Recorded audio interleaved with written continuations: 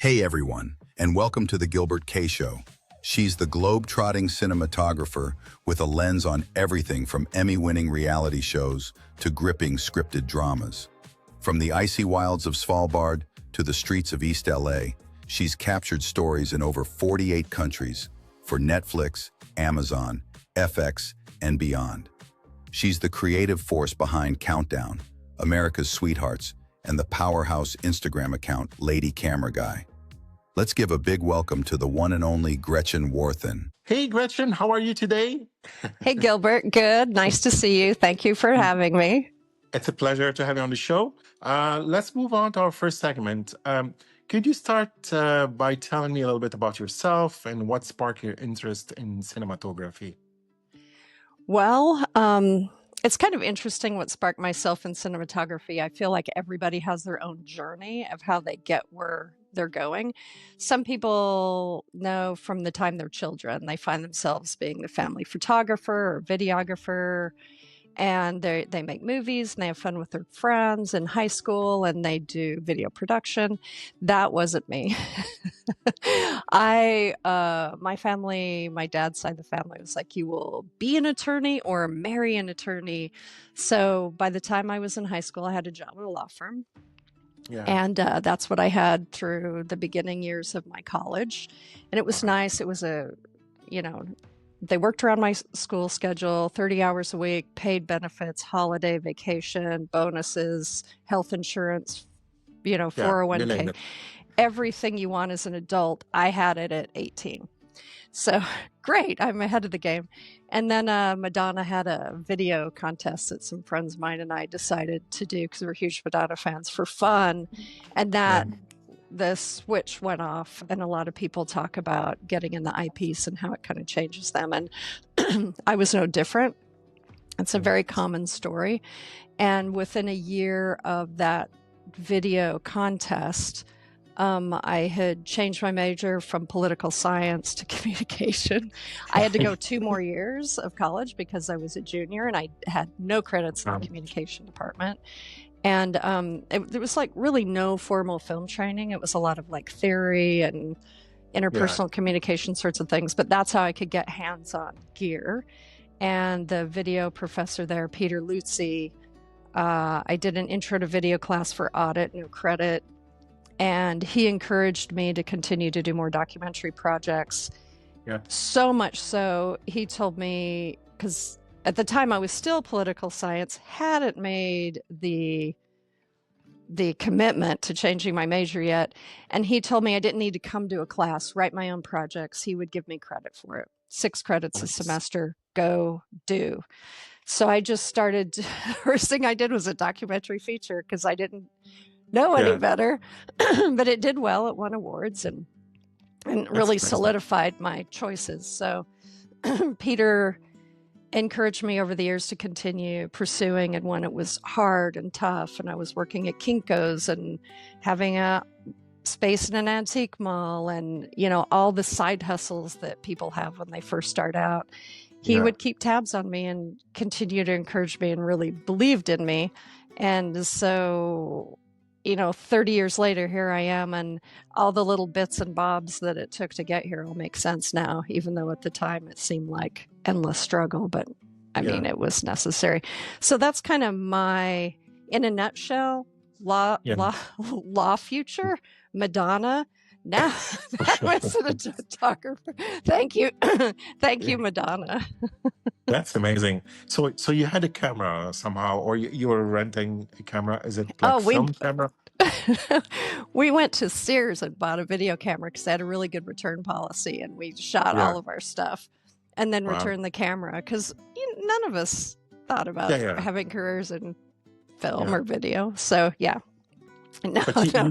didn't know any basics about like how to frame your shot, or no, we had no clue. No clue what we were doing. It was like, oh, let's make a video. And so we sat down and wrote out, based on the story of the video, what we wanted to do for voguing. And we're in Idaho. We don't even know what voguing is. So we're doing drill team moves. I mean, I look back on the video, it's super embarrassing. But there are story elements there, and there's story within a story. And I now realize that what we did was we did a treatment, a breakdown. We had Yeah. shot lists. We had, I mean, all the things. I think I was naturally organized from working at a law firm for so many Yeah. years of like, when you present a case, you have to have, your story needs to make sense, Yeah. to the judge. So it was basically a story that makes sense to the viewer as the judge, Yeah. who Yeah. who judged our video was terrible, but it didn't matter. We had a great time. So, yeah. Yeah. That's great. And that's amazing. That's an amazing story. So how do you describe yourself in 3 words? I think that I would describe myself as determined. And that's one of the things that made me successful. All the people telling me, no, you're a woman, you can't do this. So I was determined to prove them wrong. I'm curious, which is why I think I love documentary making so much, because I'm really curious about other people, their stories, what brings someone to this moment in time. Yeah. And then I'm adventuresome. I love to travel. Like when I go to location, I have no problem leaving my hotel room and just wandering alone. And the first time I went to India, it's probably 25 years ago, I didn't realize the maps weren't to scale that I Yeah. had been given, and that there were no street signs, even though I was in Delhi. And it was this big major. So I just like charged off, and I have a good sense of direction. And then I realized all the roads are dirt. There are herds of animals everywhere. People are staring at me. I didn't feel unsafe, but I'm like, I still think I know how to get back to the hotel, and these maps, I think I'd gone off to find an ATM, and by the time I got back to the hotel, they were like, no, it's like 12 miles from here. Don't look Oh at my the map. God. But Wow. and I still do that. Like I'll charge off and just Yeah. go see what there is to see. There's interesting things everywhere. I was just in Explore. Kansas City on a rugby project, and I mean, I just walked and walked and walked, and it was wonderful. And I don't know. Yeah. I just, everywhere there's adventure. It's just waiting to be found. So those I would say are my 3 traits that get me through life and have made this career a very good choice for me. Yeah. That's amazing. Um, and what's one fact about you that most people might not know? I was the grade school chess champion. Oh, wow. I used to play chess all the time. I loved it. And I was an only child, and none of my friends were interested in it. So I'd play against myself all the time. I Yeah. have Yeah. no idea how I got good, but yeah. And I love classic cars. I love a vintage car. I will play this game with friends if we see a car with a cover over it. Who can Yeah. guess Yeah. what's under the cover? And sometimes I have to go like touch it, because Yeah. different classic cars have different design, Yeah. the ways their lines move. I have 3 Vespas, and my favorite 2 are from the 60s because they have no turn signals. They're just smooth lines. Wow. Yeah, so yeah. That's amazing. We're gonna take a break and we're gonna play a game, this or that. It's Okay. a rapid fire game, and in this game you'll need to choose 1 or 2 options as quickly as possible. Are you ready, Gretchen? Yeah, let's do it. Okay, lights, camera, and choose. Scripted or unscripted? Oh no, that's so hard. And I get asked this all the time. You can say both if you want, but Oh, I'm going to say both. I have a good reason why, yeah, but I yeah, know that's not part of the rapid fire. yeah. No worries. Documentary or narrative feature? Oh, that's like scripted or unscripted. Oh Lord. I mean, that's a tie. I can't choose either one. Yeah. Project Runway or Mayans MC? Oh, also very, very difficult. I loved Runway. It was like summer school, but Mayans really, really pushed me creatively, and I love the DP and that whole Mayans team. So I'm gonna go with Mayans. Yeah. Mayans. Remote jungle or Arctic glacier? I'm going to say Svalbard, the North Pole, was just fascinating. I definitely want to go back there again. There's nothing like it. The way it smells, sounds, looks, there's just nothing like it. Wow. Prime lens or zoom lens? Oh, love a prime lens. And honestly, if you're careful and methodical about the way you're shooting, you can do a Yeah. lot with primes. But there's also a tool called the multi-turret that you can mount 3 primes on the camera, and it's just a turret and you can turn it. Wow. And it Cool. speaks to the camera through the lens. It was made for Yeah. Sony, but he's branched out to other things. So I still haven't tried the multi-turret, but it would make my commitment to primes even stronger. Wow. Pretty cool. Shooting sports or shooting reality TV? I think reality TV, because I'm always fascinated by why people are doing and saying what they're doing now and what could have possibly brought them to this moment in time. Natural light or controlled studio light? Oh, natural light, 100%. 100%. Netflix or Amazon Originals? I think Netflix, the docs that I resonate with and have worked on that I've really enjoyed have been Netflix. So yeah, go with Netflix. Instagram Reels or behind the scenes vlogs? Ooh. Can I do Instagram Reels behind the scenes? Sure. I'm a sucker for behind the scenes. If you want me to repost you, repost yourself behind the scenes doing something really interesting. Pre-dawn call time or midnight wrap? I like pre-dawn call. Ease into the day. It's always nice. And then Cool. wrapping at midnight on the same day. Okay, let's move on to the next segment. Can you tell me about the journey or inspiration behind your work or project or specific? You can take a specific project if you want and discuss it. The Emmy ones, if you want to talk about, or whatever project you. Probably the most challenging project I did was called Operation Change, and it was a global documentary. We went to 13 countries in 8 months, and it was really important for me to tell the story of the people.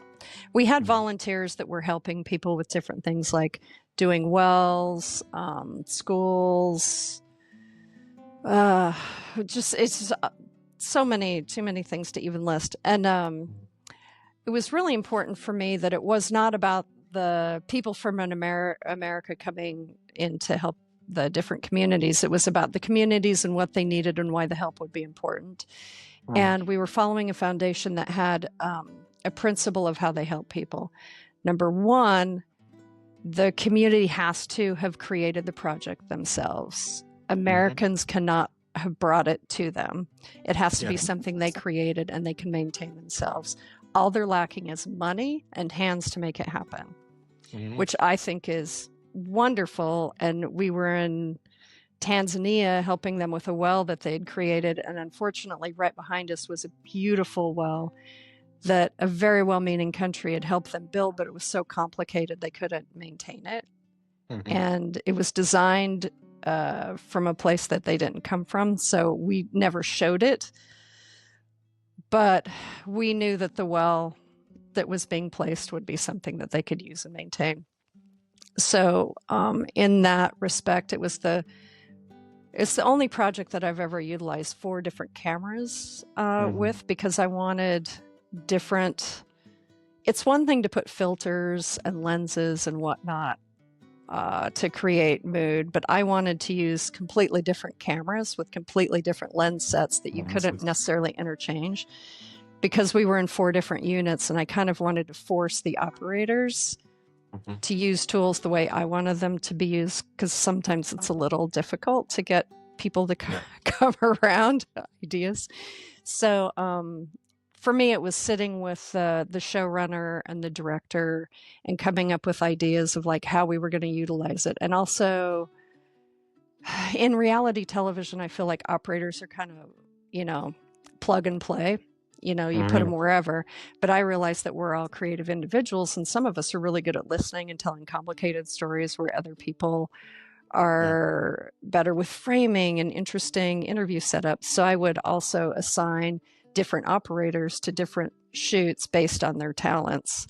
And then the gear was specific to the way I wanted it to look. So it was very, very complicated, but I think in the end it it worked out really well and the stories came across well. And post love working with the footage because they knew it was thought with intent. Even though it's a documentary and everything was changing, I knew different story elements and how I wanted them to play out and who I wanted to capture it. So for me, that's one of the things I'm proudest of. And we didn't win any awards and we weren't nominated for anything, but I think it was a really powerful, meaningful project that I would love to do again. There just wasn't funding for season 2. So I would say Operation Change is the one. And I think it still, it holds up, you know, a decade later. I think all the stories hold up and it was a good one. I really liked it.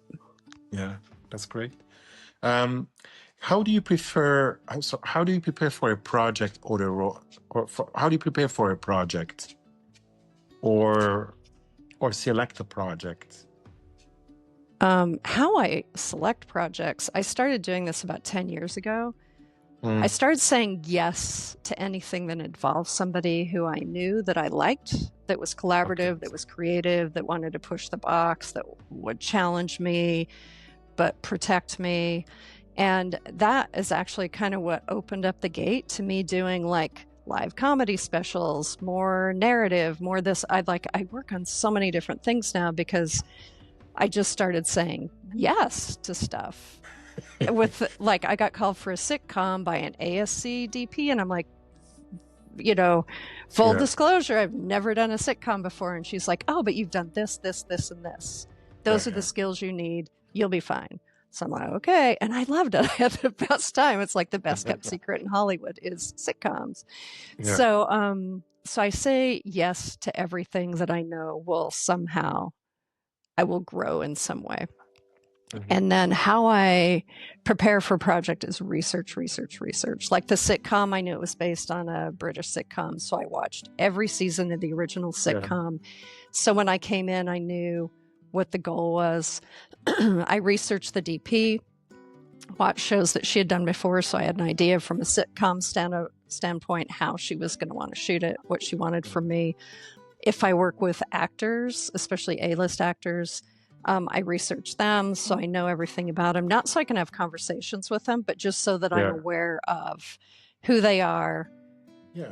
If there's a pattern in the way that they've been shot, I can look for it. If they're angles, I don't think that they look particularly flattering, then I know to avoid those. Yeah. And I research the crew. I look on IMDB. I see what other things that they've done, especially if I don't know them. And then I can have conversations with them and ask them questions. It's a nice, easy way to get to know each other. If it's a camera I haven't used before or one I haven't used in a while, I'll research it and I'll ask the DP why that choice was made.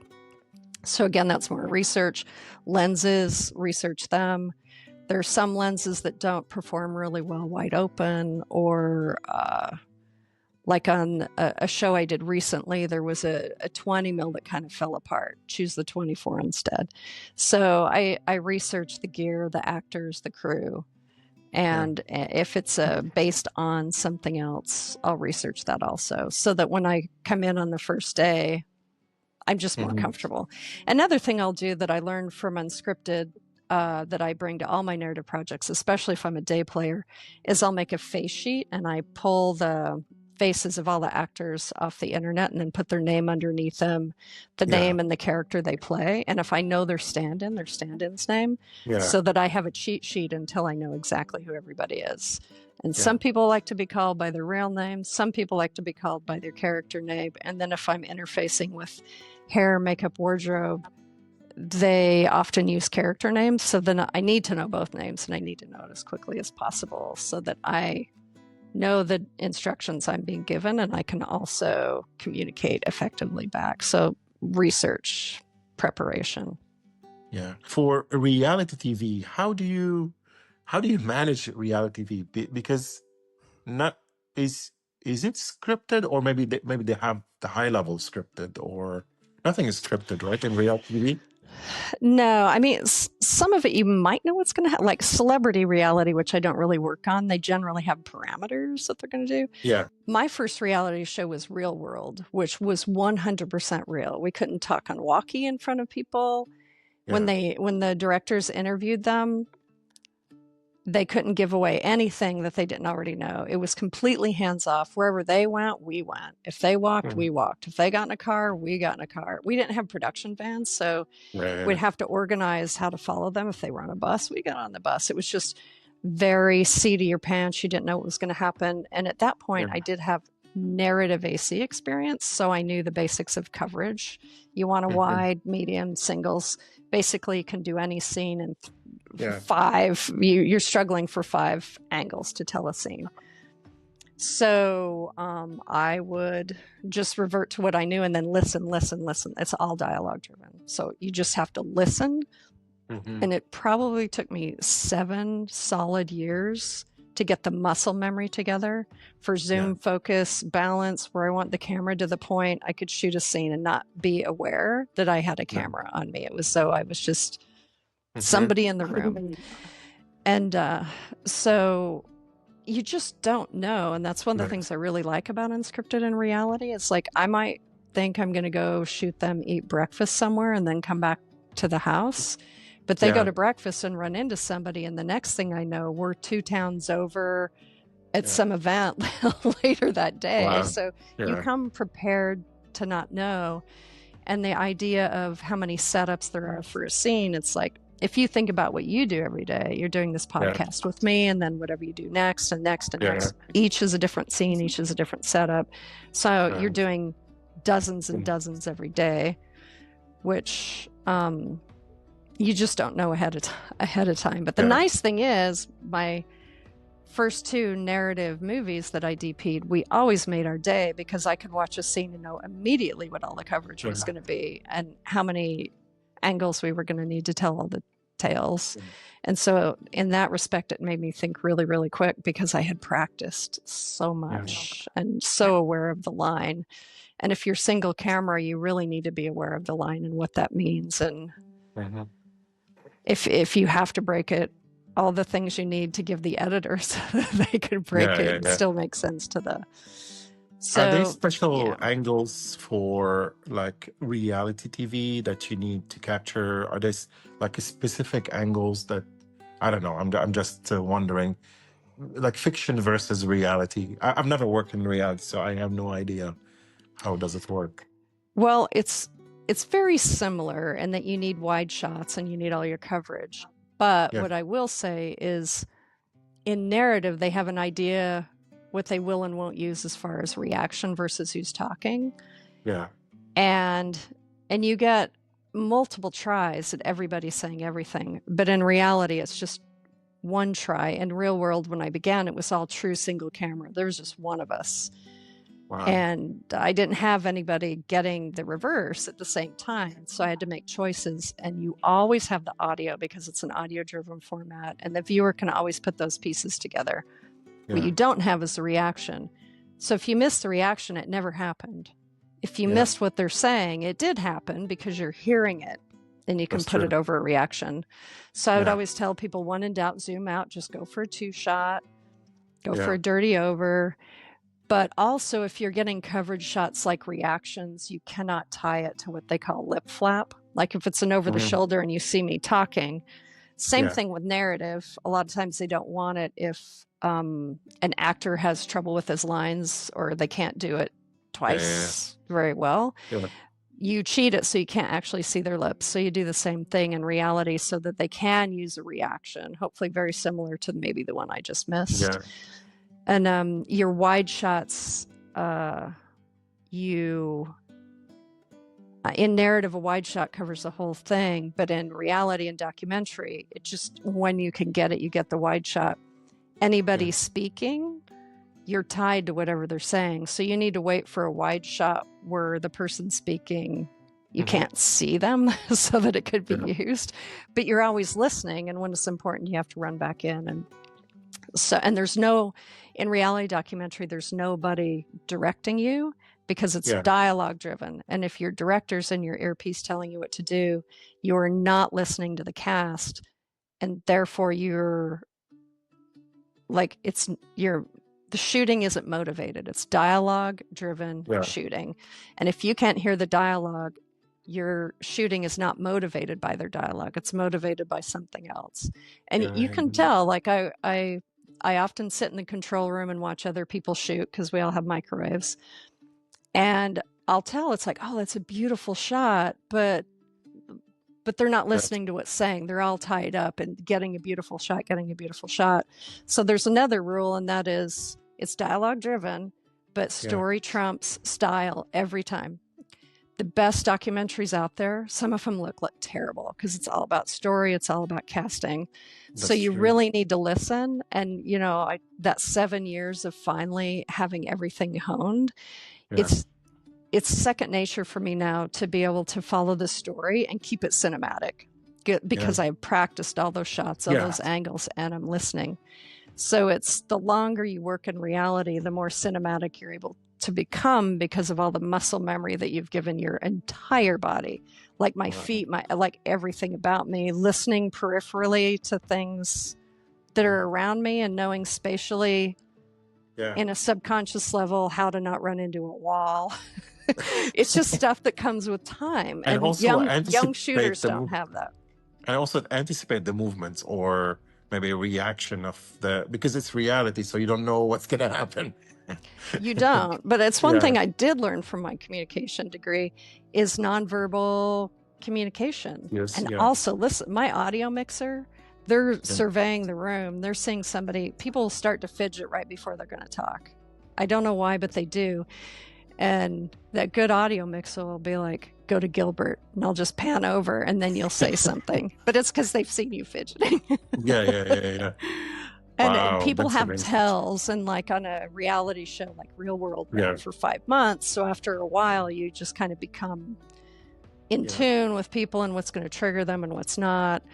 And if somebody's upset, backing up and giving him space and zooming in a little bit, you know, just so that, because you don't want to imprint the process. You want it to be as honest as possible. And me simply in the room changes the dynamic. I don't care what anybody says. It changes the dynamic. So I have to be careful about breathing quietly, wearing muted clothes, not calling attention to myself. I still take that original don't talk on walkie in front of the cast with me. It's very rare I'm on walkie. And I will never say anything derogatory about the cast on walkie, although I work with some people that are like, God, what an idiot on the walkie. And I'm like, are you kidding me right now? You're the idiot. That's funny. I know. I've been doing it so long. It's just like, oh, please.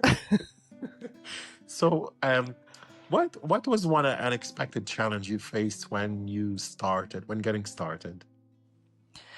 For me, something that I was raised in southern Idaho, farm country.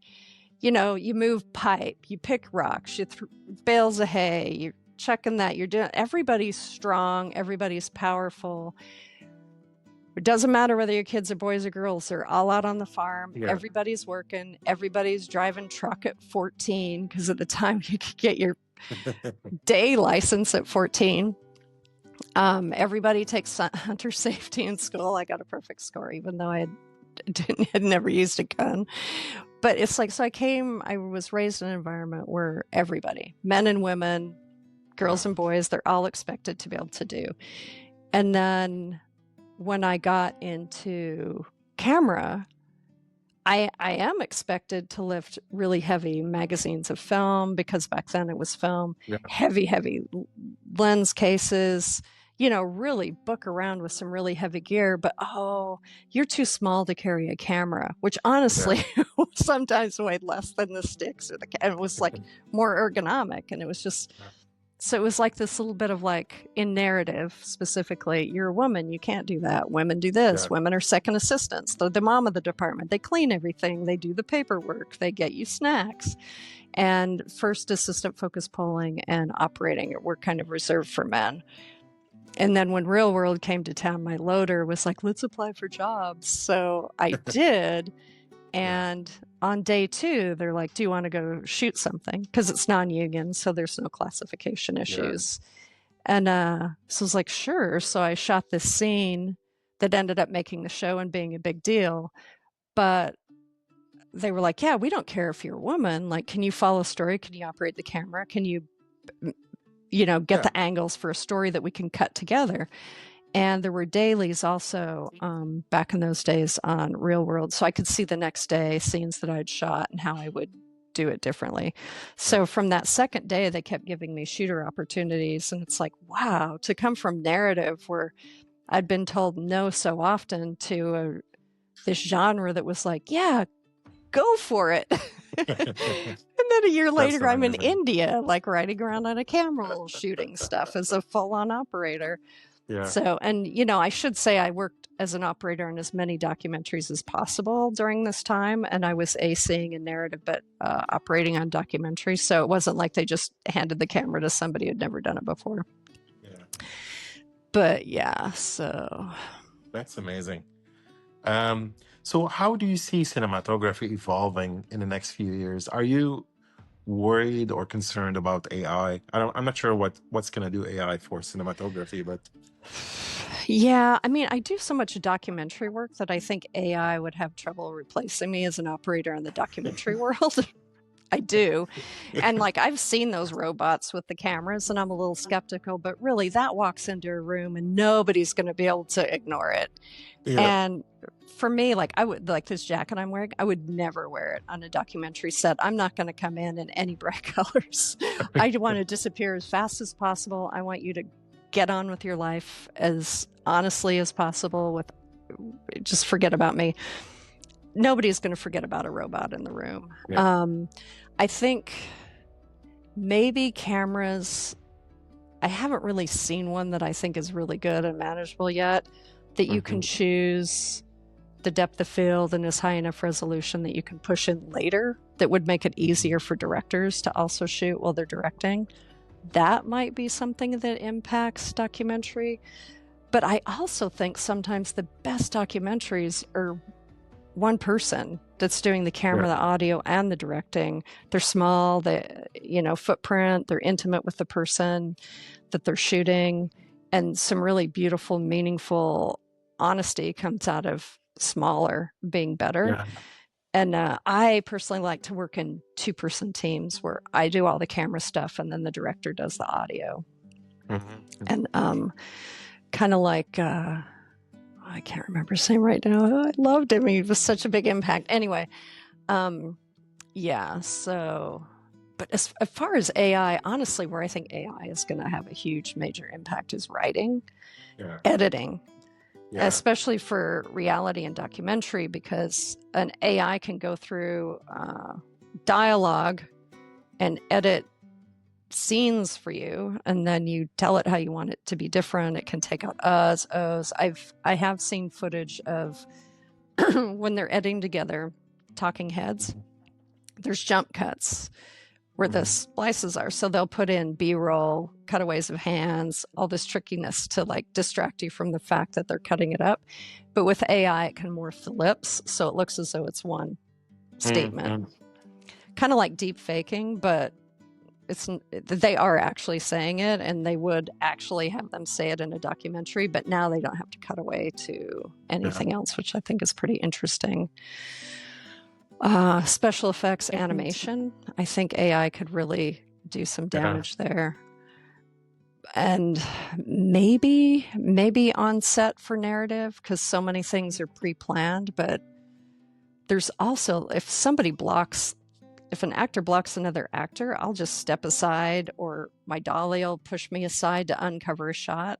I guess you could teach a robot to that. I don't know how it's going to affect operating the way I am, but there's motion control, there's jibs, there's the Agito that does motion control on a track for concerts that's operated remotely. All that's new technology that has taken a job away from a physical operator and put it in the hands of a remote operator, which I think their skills are just as valid. Yeah. I don't know. That's amazing. Okay, what's one crucial piece of advice you would give someone interested in cinematography? This was kind of based on my own experience. It was, I didn't have a ton of camera experience.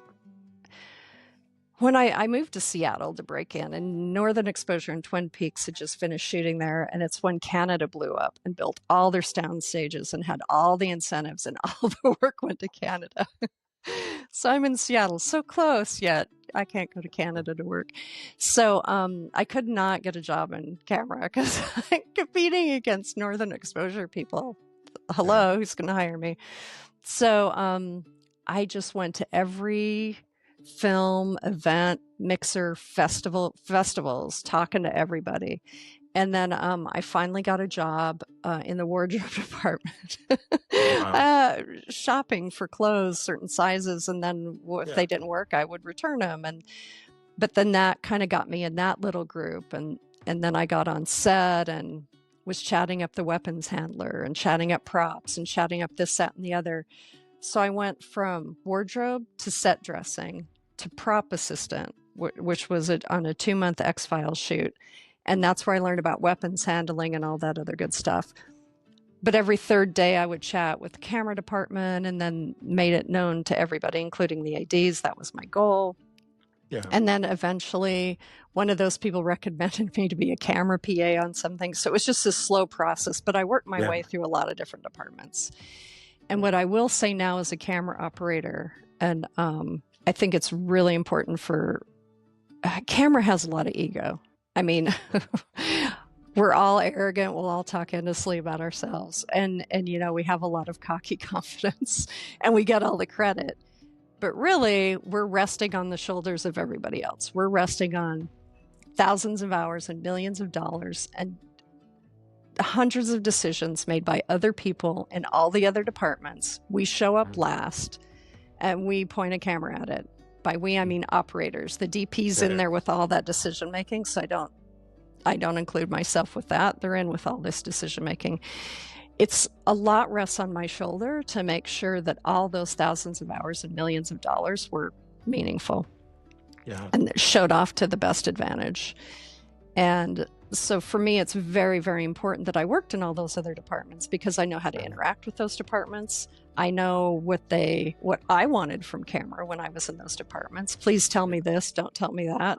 And so now I know how to interact with all those departments. I know which names I need to know. And, I have a name list that I have in my pocket also from day one. Who's the onset dresser? I absolutely positively have to know their name. Their name's one of the most important names I need to know because I'm going to talk to them all the time about the set and how it looks and what the intention is. Hopefully they know it. So, and it's also nice to know all the departments and the decisions that are made because when I DP something, it helps me make DP decisions as far as how the day is going to flow based on my experience in the other departments. So that will make me more successful. So don't stick to camera.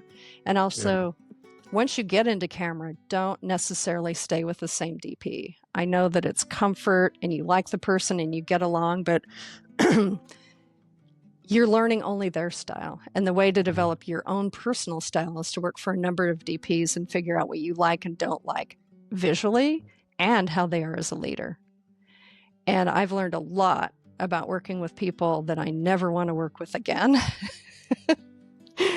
And some of the things I would do that bothered me about them. So I was able to kind of get rid of those. So it's really important to say yes to everything and know it's not just about the money that you're going to get. There are plenty of things I've done for free because I know it will pay me back later. Yeah. Excellent. What's one common misconception about cinematography that you'd like to clear up? Maybe that we have, I think maybe that we have all the answers, that we previs everything. And sometimes some of the most beautiful scenes I shot, there was a ending credit sequence on a feature that I did maybe 14 years ago that was supposed to be under a full moon and people dancing in the ocean. And we'd gotten a balloon light and a high sensitivity camera, all this stuff to shoot this night scene that I was so stressed out. It has to be on the full moon. It was just like the weather better be good. And we were practicing it on the shore ahead of time. Yeah. And it was so beautiful the way the sun was setting that night and they were all silhouetted and it was pinging, and I just shot it because I thought it could be interesting to use on a poster or the set or the other. I just shot everything. And all the characters dancing, and it was just so absolutely beautiful. And when it was done, the director came over and she was like, "So what are you thinking?" And I'm like, "So what I'm thinking is we have about an hour before the light is right, and it's still twilighty enough that they'll be silhouetted against the sky, but the moon will Yeah. be up and this, that, and the other." And she's like, "No, I think that is the credit sequence that we just shot. Yeah. I don't think we need to go in the water at night. I don't even want to see that anymore." And it was like, what? So a day scene for a night scene, and like we were just messing around. And so sometimes there are beautiful, happy accidents that happen, and we can't predict those. But yeah, I'll take credit for that that credit sequence. Oh yeah, I did this with the lens, and we planned this, but it was totally unplanned. Some of the best things are unplanned. You just have to be prepared for everything, and then be prepared to go off script. Same thing with documentary. Be prepared, but willing to go off script. Yeah. Great advice. So we're gonna play a game. We're gonna take a break and play a game called True or False, and it's time to test some quirky facts about your life and career. Are you ready, Gretchen? Am I? I don't know. Sure. Okay, let's do let's it. try. Okay, I've filmed True or False. I've filmed in over 40 countries across 5 continents. Yes. Wait, no. I think only 4 continents. But a lot. Sorry, 40 countries. I said 40. No, 40 countries across 5 continents. Oh, you said 4 continents. Okay. Circus of Books was my first project ever. No. True or false? I've never worked on a reality competition series. False. True or false? I once filmed in Svalbard wearing 3 layers of thermal gear. True.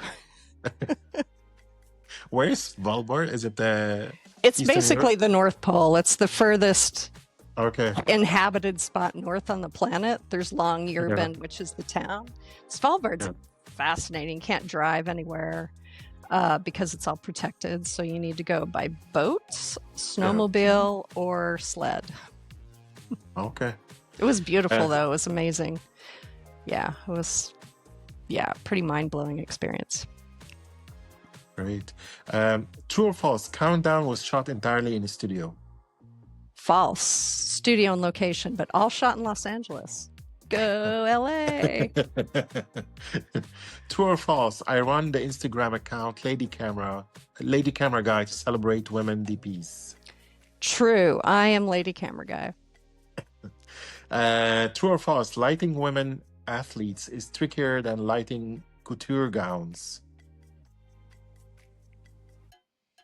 I would say false, because couture gowns, you really got to show the details of why it's couture, and athletes are just athletes. I mean, they're just, they're awesome no matter how you shoot them.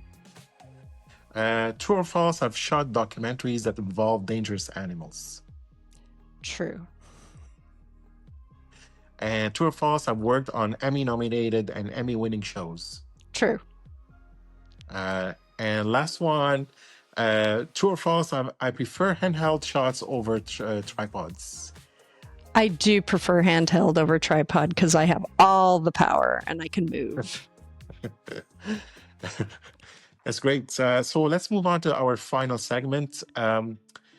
Is there one last thought or piece of advice you would like to share with our listeners or audience?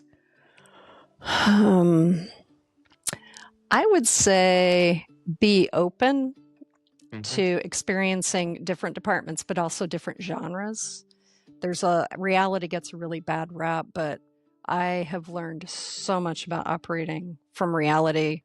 And like a narrative, the shooting ratio is like, I don't know, maybe 10-1, maybe 20-1 if you've got a huge budget, like 20 minutes for every one that you're going to use.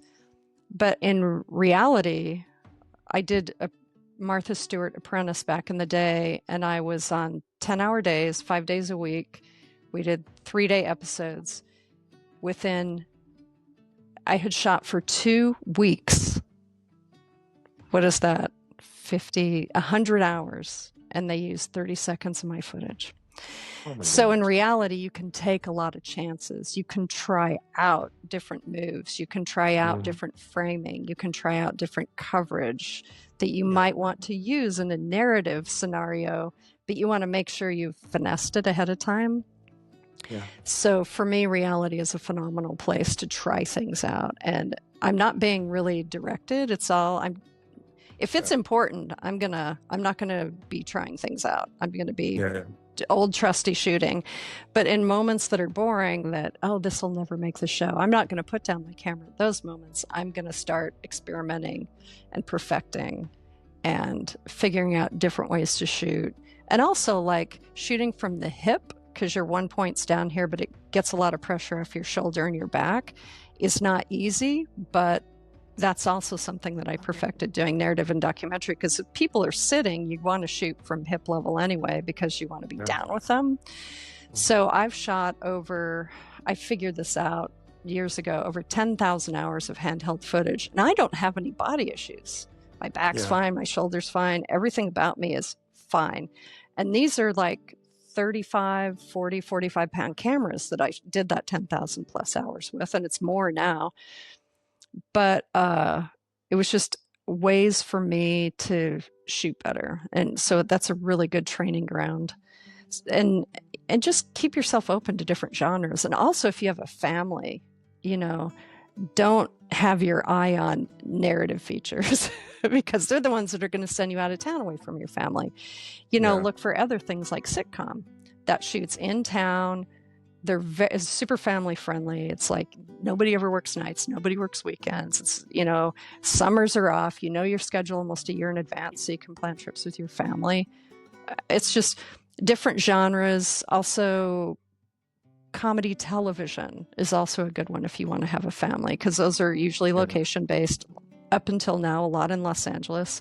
Yeah. And, you do the features and the travel documentaries and the reality and the comedy specials that are all over the country. Do those when you're young and single and don't have families.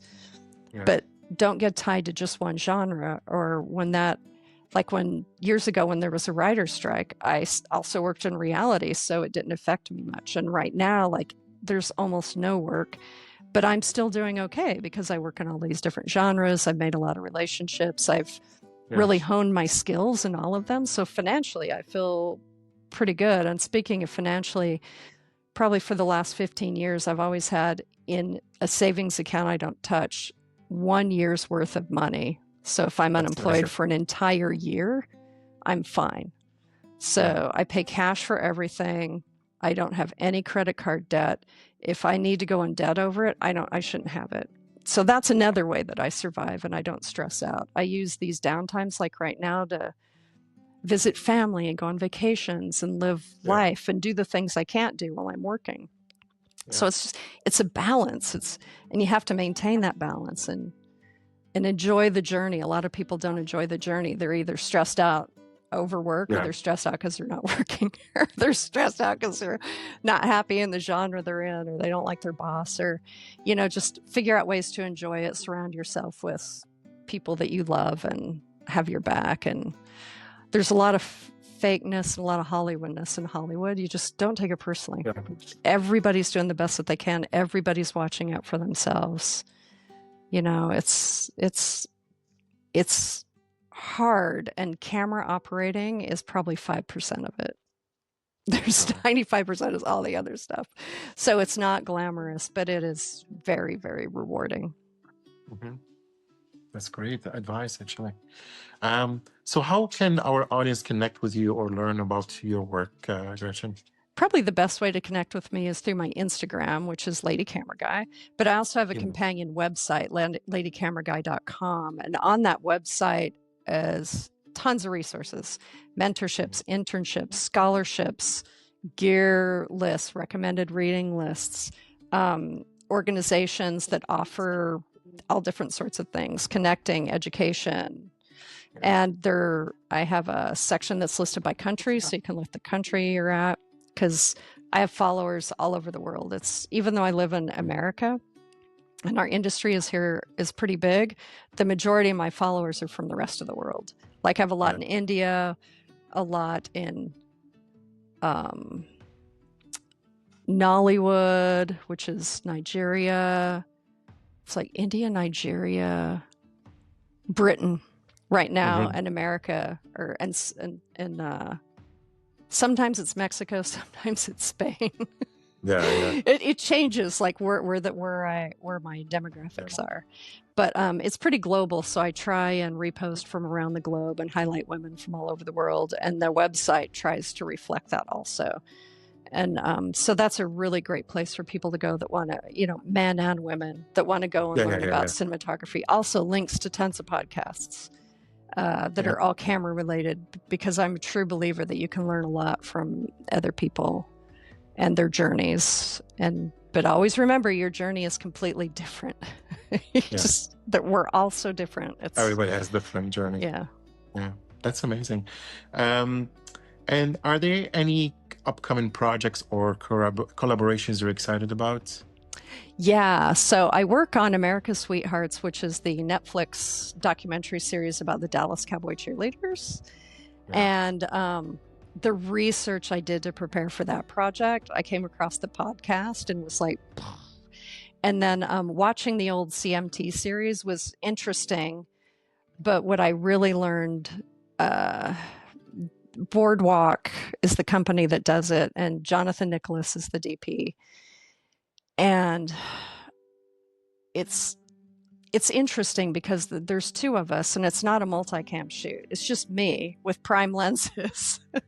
And they drop me in these like events or get-togethers or whatever, and I just have to listen really carefully and learn about these women. And it's kind of slow burn storytelling. It's not a bunch of fast-paced edits and like kapow.